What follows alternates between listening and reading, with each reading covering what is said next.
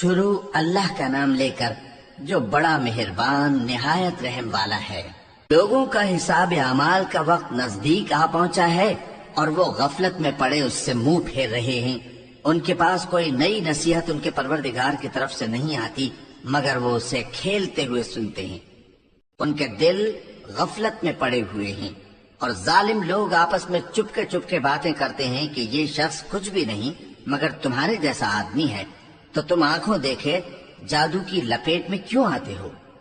پیغمبر صلی اللہ علیہ وآلہ وسلم نے کہا کہ جو بات آسمان اور زمین میں کہی جاتی ہے میرا پروردگار اسے جانتا ہے اور وہ سننے والا ہے، جاننے والا ہے۔ بلکہ ظالم کہنے لگے کہ یہ قرآن پریشان باتیں ہیں جو خواب میں دیکھ لی ہیں۔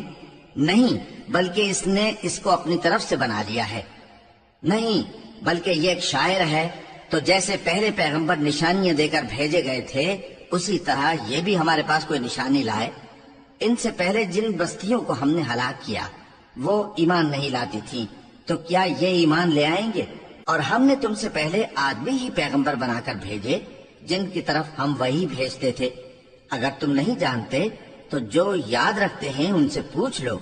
اور ہم نے ان کے ایسے جسم نہیں بنائے تھے کہ کھانا نہ کھائیں اور نہ وہ ہمیشہ رہنے والے تھے۔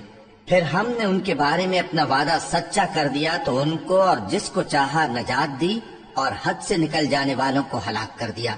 ہم نے تمہاری طرف ایسی کتاب نازل کی ہے جس میں تمہارا تذکرہ ہے، کیا تم نہیں سمجھتے؟ اور ہم نے بہت سی بستیوں کو